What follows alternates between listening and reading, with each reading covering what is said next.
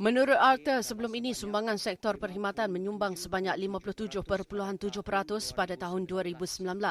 Jelas beliau, pandemik COVID-19 telah memberi kesan yang amat ketara kepada ekonomi negara. Antara Januari hingga September tahun ini, pertumbuhan ekonomi telah menguncup sebanyak 6.4%, manakala bagi suku ketiga 2020, ia masih mencatat penguncupan sebanyak 2.7%.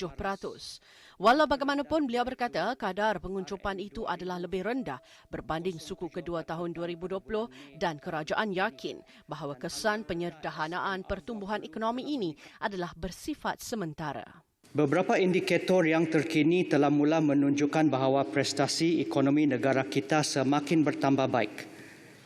Indeks pengeluaran sektor pembuatan telah meningkat sebanyak 2.1% pada bulan 9 tahun ini berbanding dengan penguncupan 2.1% pada bulan Ogos.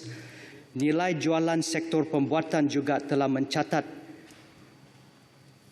peningkatan sebanyak 3.7% pada bulan September kepada ringgit Malaysia 121.2 bilion.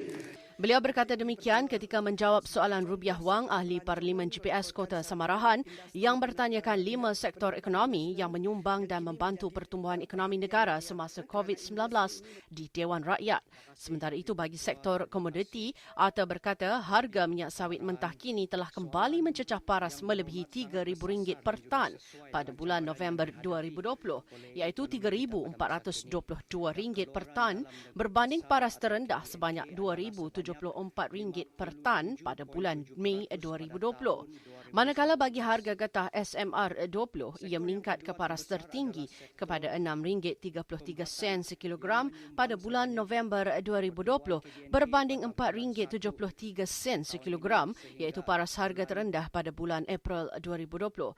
Justru katanya Kementerian Kewangan menyasarkan ekonomi negara dijangka kembali pulih pada tahun 2021 dengan anggaran pertumbuhan antara 6.5% hingga 7.5%. Walau bagaimanapun, kadar penguncupan ini adalah lebih rendah berbanding dengan suku kedua tahun 2020 dan kerajaan yakin bahawa kesan